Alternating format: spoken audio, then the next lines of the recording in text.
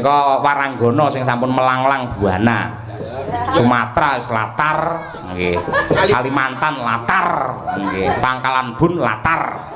Nggih, pokoke wis piyayi kaya ngono kuwi merga gegaman beda ring budaya, gegaman kagunan lan kepinteran akhirnya bisa melejit iso tekan dindi niku Mbak Umi Hafifah ingkang aslinipun saking Ponorogo.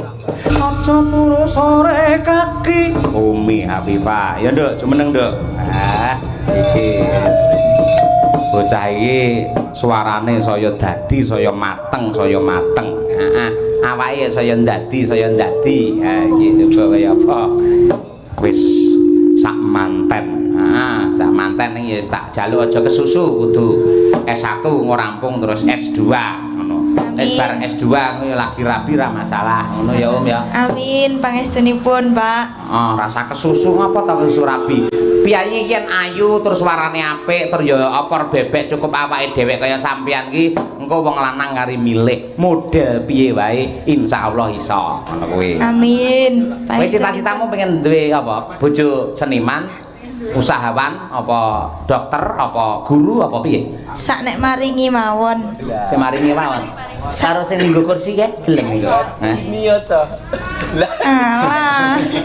Lah aja sak maringi tegese sampeyan kudu duwe kriteria, kudune ngene ngono kuwi. Nggih nek saged nggih pengusaha, Pak. Pengusaha. Pengusaha.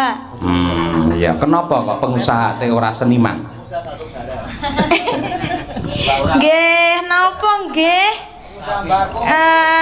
Kersane anu Pak, kersane kula mulya. Mulya. Dimulyakne ngoten lho nek pengusaha. Oh, dimulyake. Ora mung mulyane lahir, ning uga mulyane batin. Kaya ngono kuwi. Syukur yen iso kerja sama yang bagus kaya Pak Lurah kuwi. Panjenengan ngasta kepala desa, garwane ya nyatane ya rias manten ya ora nate leren ngono kuwi. Tegese kabeh ya tetep ngrungkepi karo kewajibane dhewe-dhewe. Ngono ya, Om? Nggih, Pak. Nggih, coba Asmarandana Semarangan. Ya, coba. Aja turu sare kaki. Mesake lho, wis nyetori lho timbangane gagas politik lu ndelok Picaya Kuntadi lho. Iya. Cetono Imam. Ayo.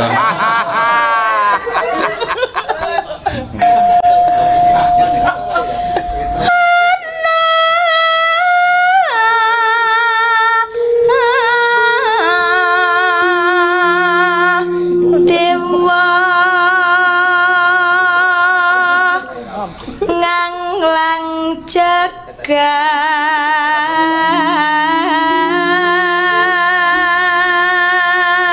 Engko dibajutke turi-turi putih men kanca-kanca ngeling-eling ngarep ki ana instrone. Ayo. Instru. Ayo. Intro. Ayo. Intermezzo. Sentro. Ayo. Nyangking bekor kencanane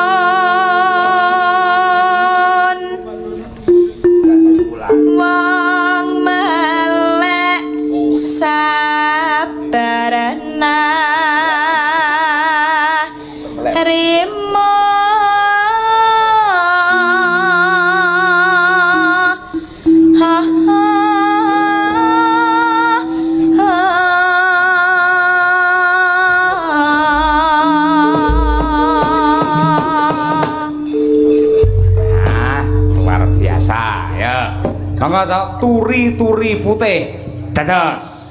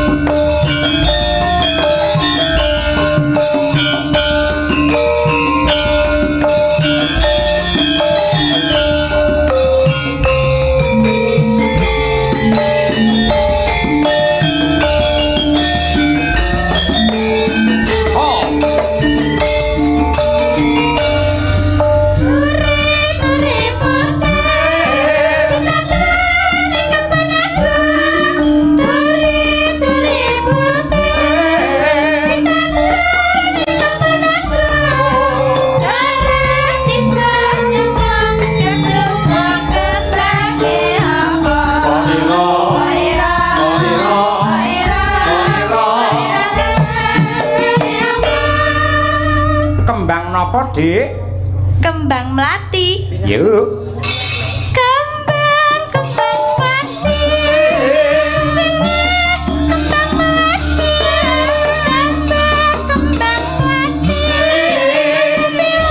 Kembang melati. Kembang melati. Waira.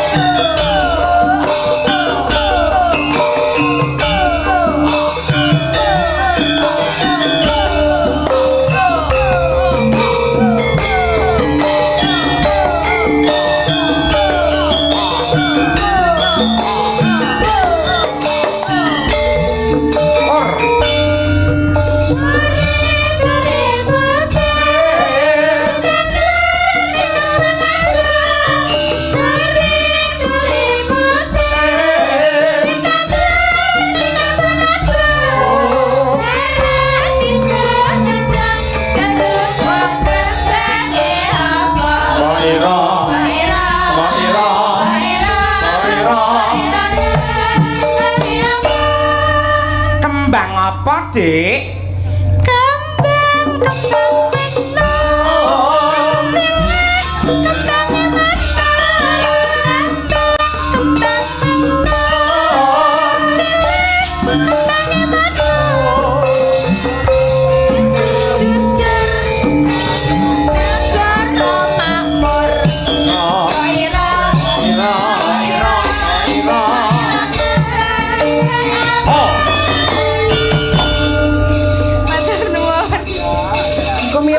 Kembang menur nano bareng pas mbok ira bareng banter.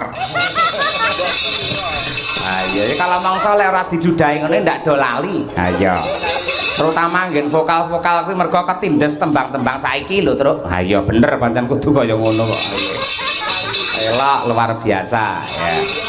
Yo, dari Palungguhan iki ngoyak karo kondange santri pekok ya ta, nggih. Karo nggih ngeling-eling ya kuwi santri cerdas. Nah, nggih. Karyanipun Mbah Haji Sukron Suwondo karo nggih persiapan kok Mas Daryanto ben nglumpukke tembang-tembang sing religi insyaallah dalam rangka Hari Pahlawan lan uga ulang tahun Provinsi Jawa Timur awake dhewe sak kanca sowan ana ing Tugu Pahlawan dengan menggelar lakon wayang kulit santri kaya kuwi fatwa resolusi jihad ya kuwi nganti tekan perang Surabaya 45 10 November. Kula Mas Ujar iki tak sambati ndang gawe wayang sing sakake-akeh prajurit saka Jepang, saka Sekutu, Belanda, nganti para kawula, para santri-santri kiyaine kudu gawe wayang kabeh ngono kuwi. Muga-muga ora batal. Ora insyaallah. Mesti was kene wayang batal. Lho lek batal wayange tak nggih museum no ora. Oh, kene omah wayang. Monggo dipun aturaken kanca-kanca sedaya santri cerdas dados saking Kendang yuk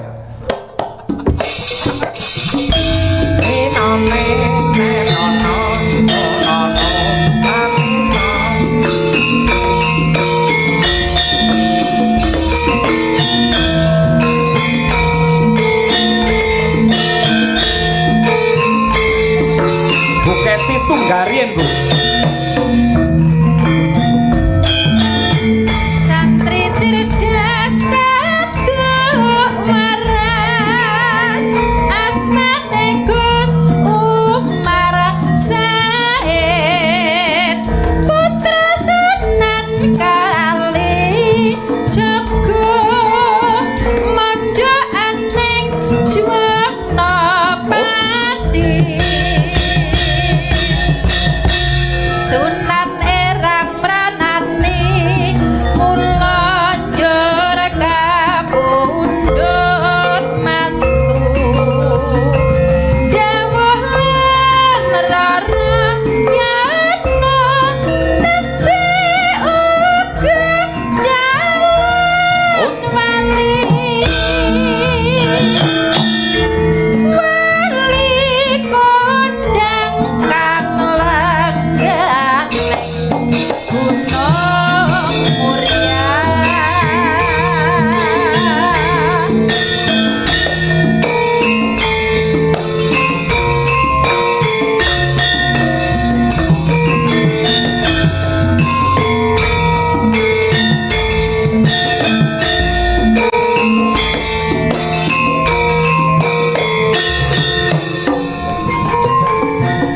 Ayo ayo ayo. Santri cerdas kagok waras asmane Gus Umar Said putra Sunan Kalijaga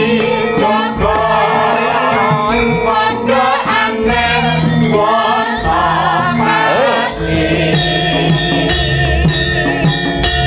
Sunan Erang Pranani mula njur kapundhut mantu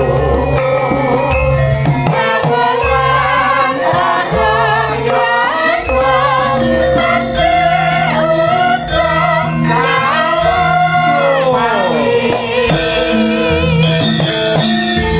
wali kondang kang langganing Juwana Muria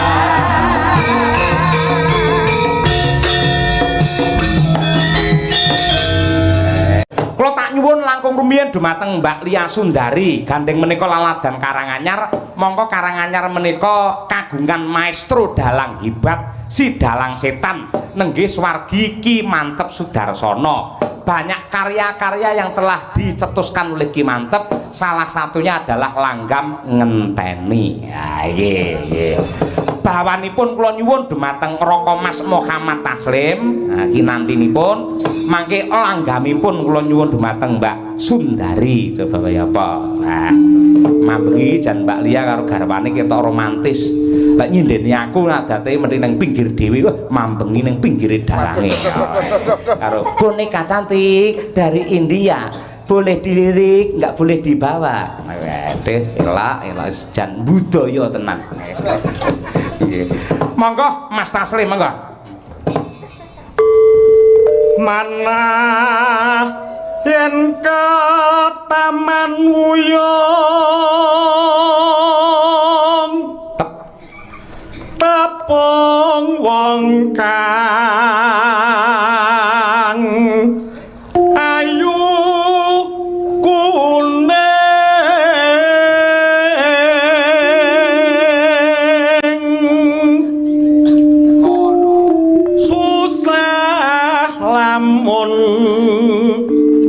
den lekno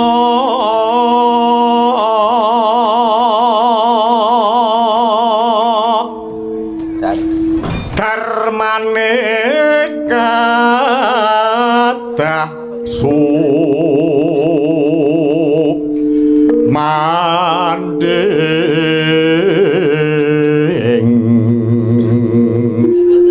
sanadyan amung sedhela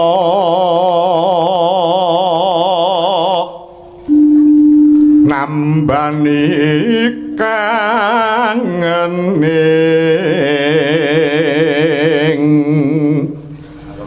ati ati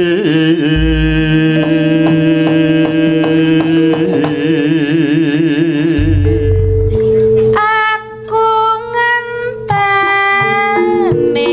tekamu kaya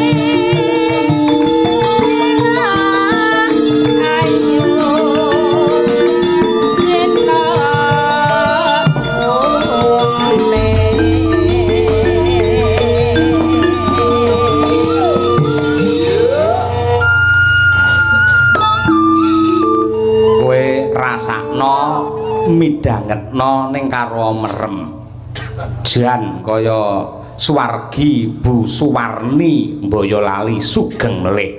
Ah iya. Lek Mbak Tutik Suwarno. Ngawur. Ya tetep suarane duwe ciri khas dhewe-dhewe apik tenan iki. Ah iya. Cis kaya ngono kuwi wah jan. Awake dhewe bejo lho nemu kaya Mbak Lia kaya ngono kuwi. Ha iya kaya ngono kuwi. Ya Mbak mangtekke Mbak. Ya. Kledang kae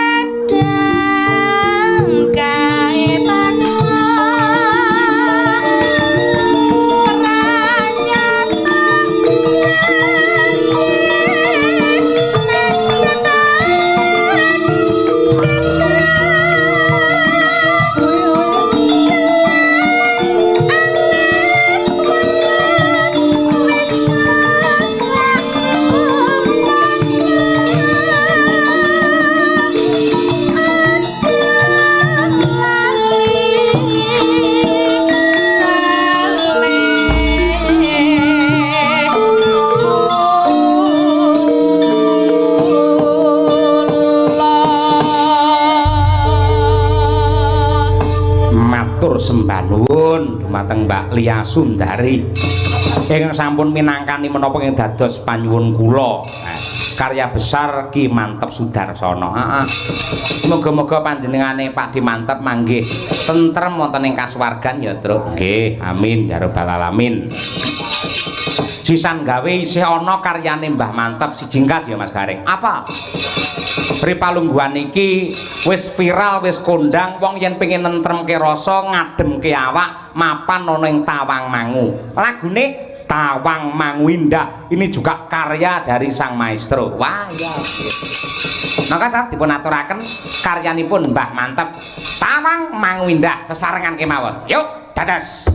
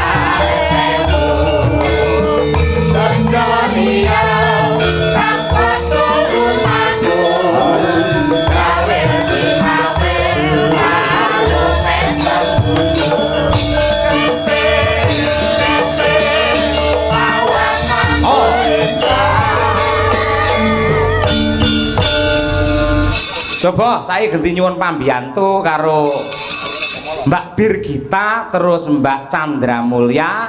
Nah, supaya ngaturake karyane Ki Gedhuk Siswantara saking Kediri. Kitir Sumilir. Oh iya, itu kaya apa? Nggih. Wiri, bagus. Anu to, Abang Becak kuwi. Wiri. Ayo. Coba, monggo. Berdiri Mbak Bir dan juga Mbak Chandra Mulya. Kayak apa?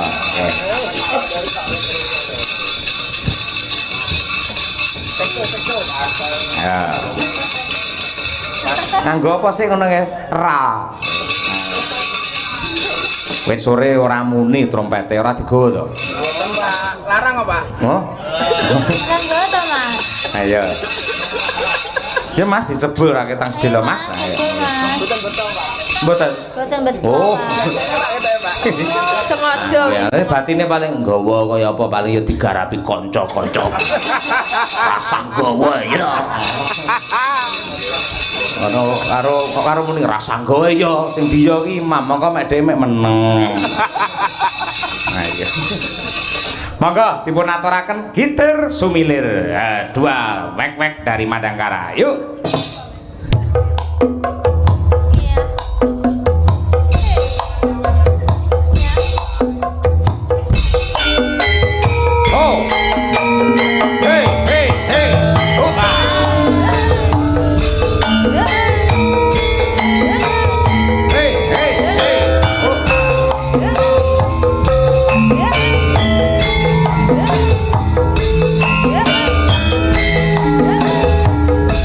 Yeah.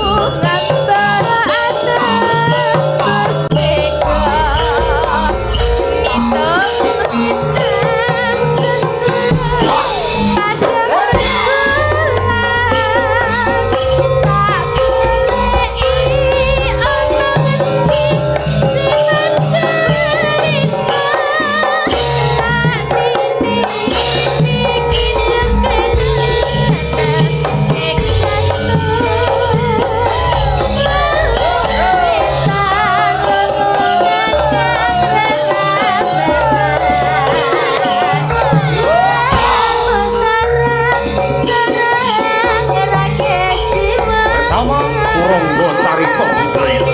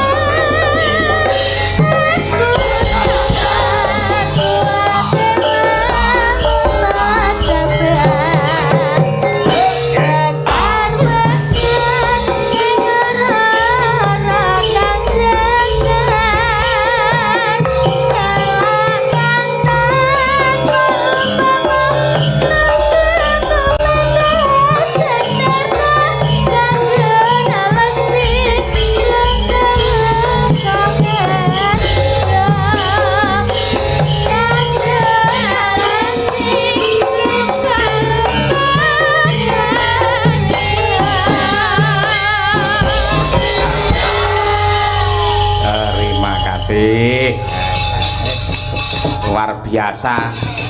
Pancen yo Birgita iki asine bocah Kediri mulo yen kon jarane ngono apik tenan. Luwes triya dedeke iki lenjang-lenjang kaya ngono. Ayo. Wis jos yen Mbak diajeng iki awake saya padet, saya isi. Ayo.